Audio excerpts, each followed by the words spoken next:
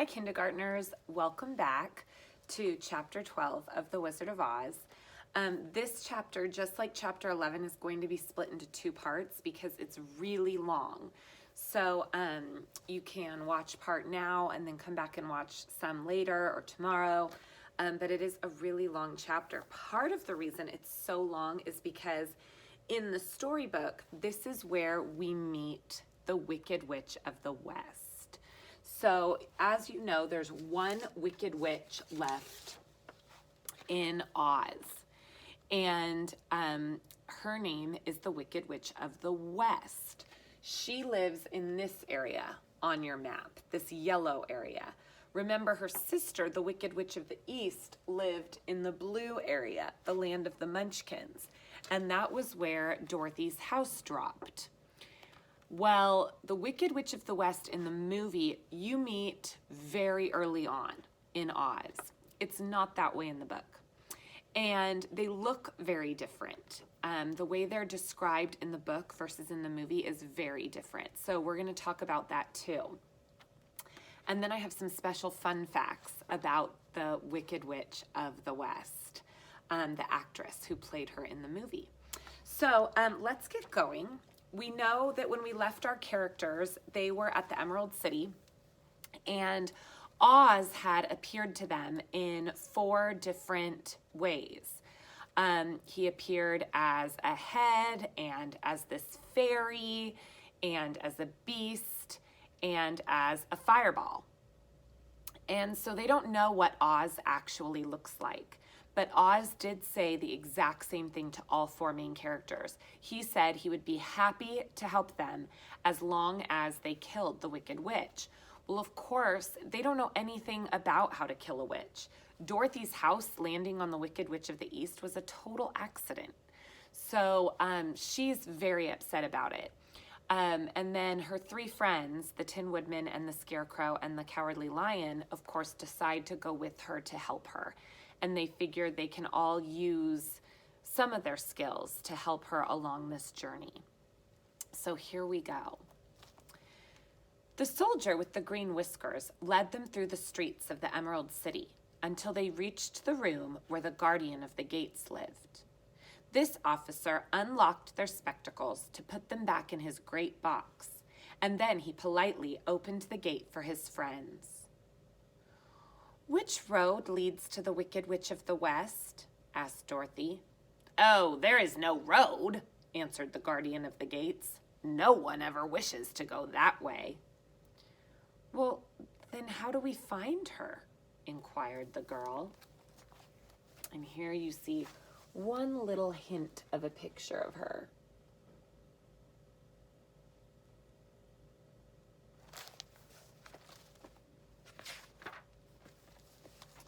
"Well, that will be easy," replied the man, "for she knows you are in the country of the Winkies. She'll find you, and she'll make you all her slaves." "Well, perhaps not," said the Scarecrow, "for we actually mean to destroy her." "Oh, well, that is different," said the guardian of the gates. "No one has ever destroyed her before, so naturally I thought she would make slaves of you, as she has all the rest. But take care, for she is wicked and fierce, and may not allow you to destroy her. Keep to the west where the sun sets, and you cannot fail to find her." They thanked him and bade him goodbye and turned toward the west, walking over fields of soft grass, dotted here and there with daisies and buttercups. Dorothy still wore the pretty silk dress she had put on in the palace. But now, to her surprise, she found her dress was no longer green, but pure white. And the ribbon she had tied around Toto's neck also was no longer of a green color and was as white as Dorothy's dress. So here in the Emerald City, everything was green. When she put on that dress and when she tied the ribbon around Toto's neck, everything was green. Now they're outside the Emerald City, and all of a sudden, everything is white. Well, think about it. What did they have on in the Emerald City that might have made everything look green? Do you know? Good job. spectacles. When they went into the Emerald City, the guardian of the gates locked spectacles on their eyes. Well, in my spectacles or my glasses, the glass is clear, right? But if I turned this glass green, everything that I looked at would be greenish. So we're gonna wait and see what happens with the spectacles. But I'm thinking, as you're probably thinking, I bet that it's some sort of a trick on their eyes, because suddenly Dorothy's dress is white and there's really no explanation for that. So keep that just locked in the back of your head somewhere. The Emerald City was soon left far behind. As they advanced, the ground became rougher and hillier, for there were no farms or houses in this country of the West, and the ground was untilled. That means bumpy. In the afternoon, the sun shone hot in their faces, for there were no trees to offer them shade, so that before night, Dorothy and Toto and the lion were tired, and they lay down upon the grass and fell asleep, with the woodman and the scarecrow keeping watch. Now, the Wicked Witch of the West had one eye, only one eye, yet it was as powerful as a telescope and could see everywhere. So as she sat in the door of her castle, she happened to look around her and saw Dorothy lying asleep with her friends all around her.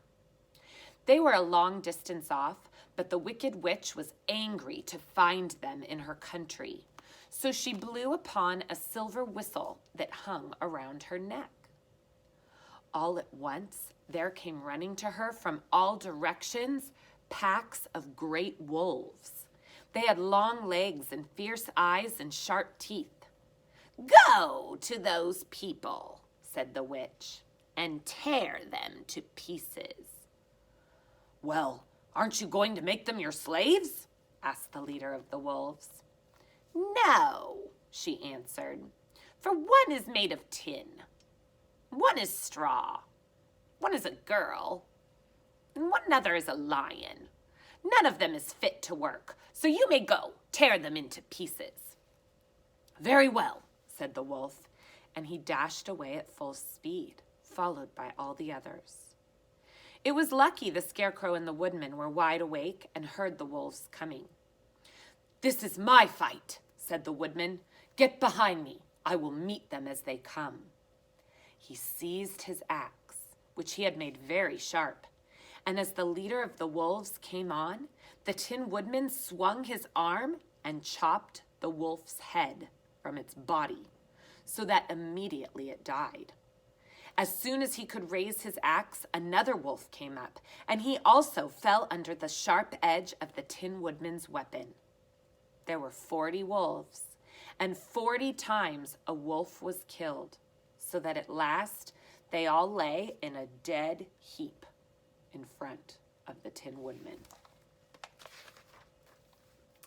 Then he put down his axe and sat beside the scarecrow, who said, "Well, that was a good fight, friend."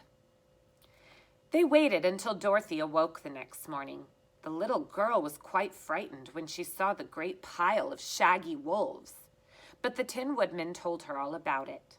She thanked him for saving them and sat down to breakfast, after which they started again upon their journey. Now this same morning the Wicked Witch had come to her door of her castle and looked out with her one eye that could see afar off.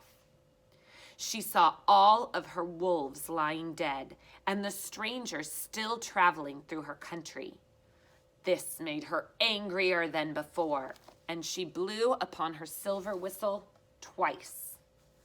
Straightway, a great flock of wild crows came flying toward her, enough to darken the sky.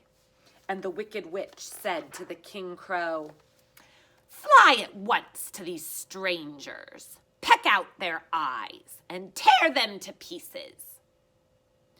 The wild crows flew in one great flock toward Dorothy and her companions.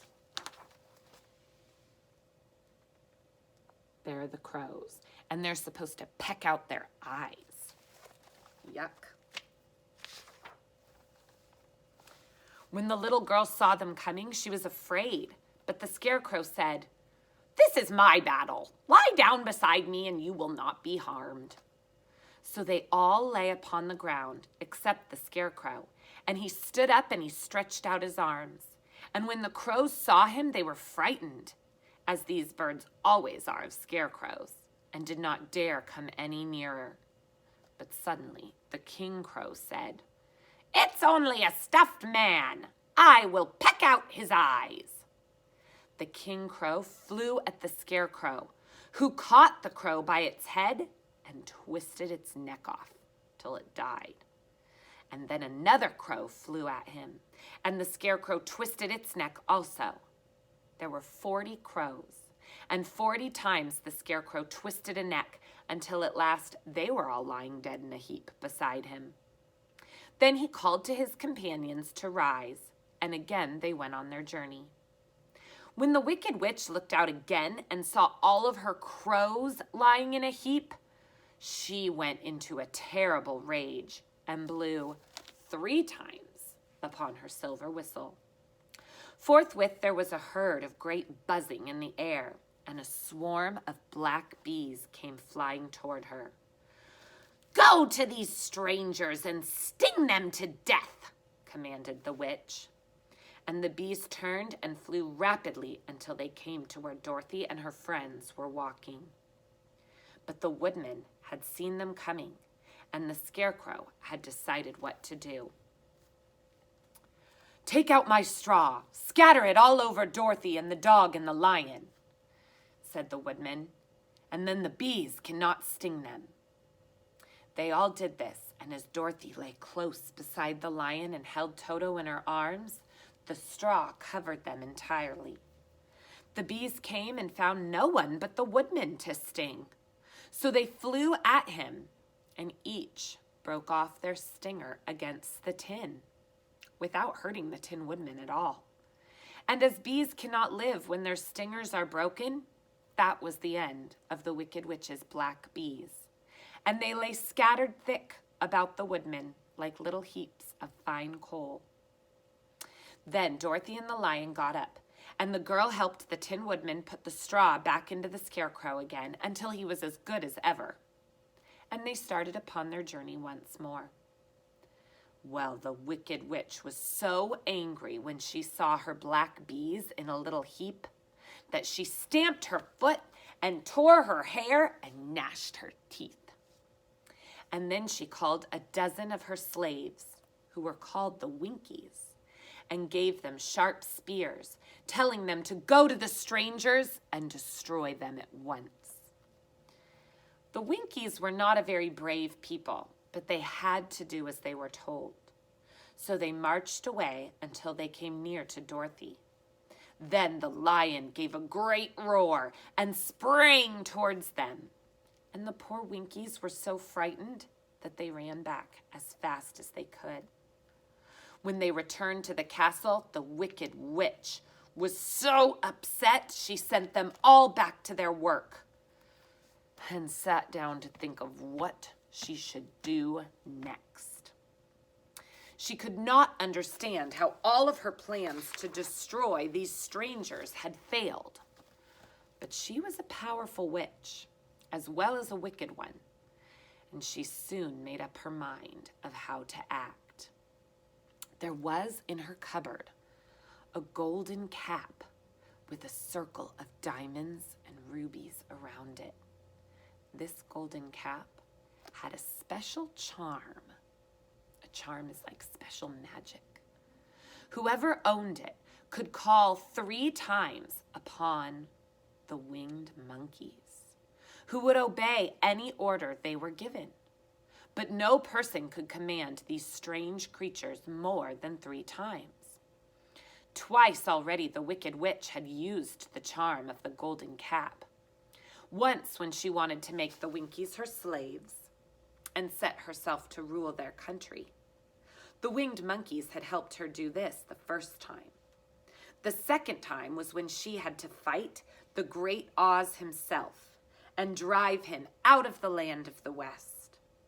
The winged monkeys had also helped her do this. Only once more could she use the golden cap, for which reason she did not like to do so until she had no powers left. But now that her fierce wolves and her wild crows and her stinging bees were gone, and her slaves had been scared away by the cowardly lion, she saw there was only one way left to destroy Dorothy and her friends.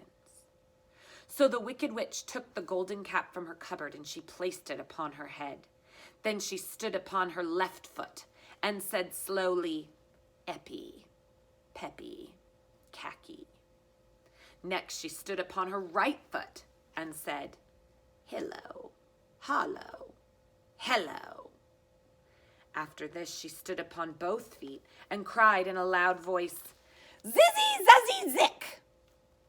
Suddenly the charm began to work.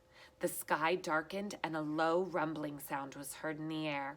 There was a rushing of many wings, a great chattering and laughing, and the sun came out of the dark sky to show the Wicked Witch surrounded by a crowd of monkeys, each with a pair of immense and powerful wings on their shoulders. One, much bigger than the others, seemed to be their leader.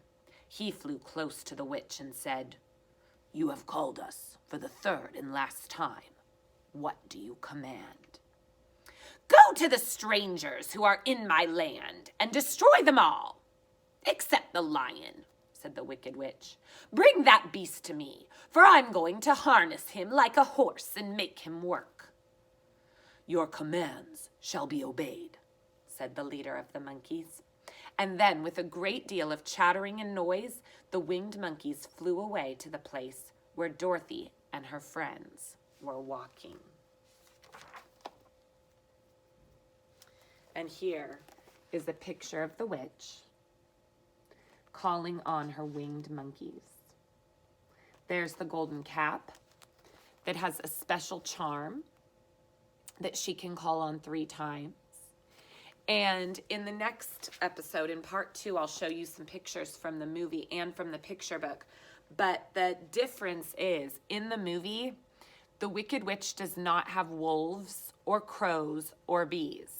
She doesn't send any of those things. And in the movie, there's no golden cap. The monkeys are just hers that work for her. So we're going to see some differences there. These are some extra parts that a lot of times storybooks have in them. But a lot of times when the movie makers go to turn it into a movie, it just makes it too hard or too long. And so they cut things out. So those are things that were cut out of the movie. So join me back again for part 2. You can watch it today or you can watch it tomorrow. But it's really good. I can't wait to see you back so we can learn more about this Wicked Witch. All right, guys, little munchkins, there's no place like home.